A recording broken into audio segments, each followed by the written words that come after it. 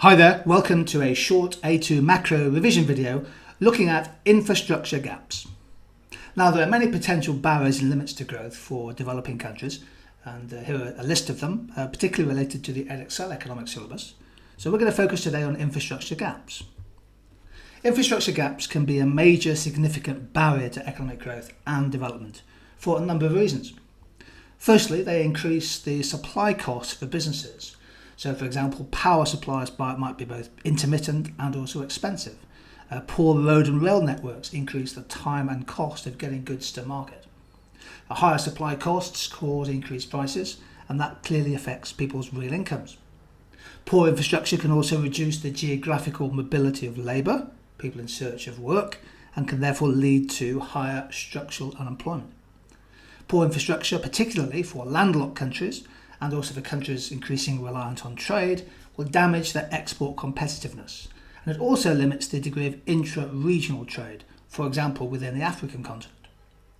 And poor infrastructure, particularly in terms of logistics and power and energy and sanitation, makes a country less attractive to inward FDI, which itself is a key source of external finance and jobs for many lower and middle income nations.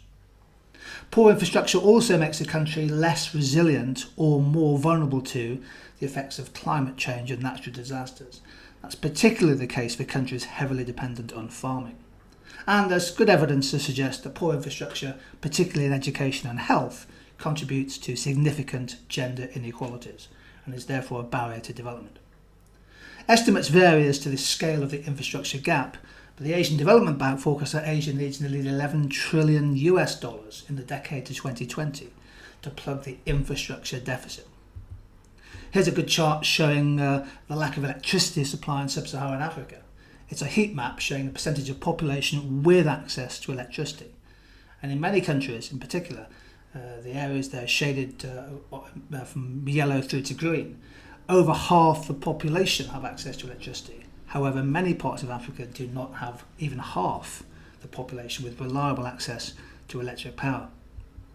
A really good example of a country with significant infrastructure gap issues is the lower middle income country of Zambia. Landlocked Zambia scores poorly on infrastructure rankings published as part of the Global Competitiveness Index. In particular, their port infrastructure is notably weak. One of the aspects of infrastructure in Zambia is that nearly all of their power comes from hydroelectric plants, and this makes the country especially vulnerable to drought, which Zambia has been suffering from in recent years.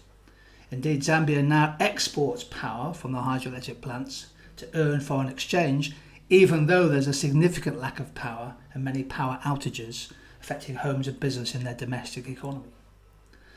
Notice there it says at the bottom that much copper output is transported on poor roads, which adds to business costs and damages their profitability. So for many developing countries, one of the key issues they have to address as a development and a growth barrier is infrastructure gaps.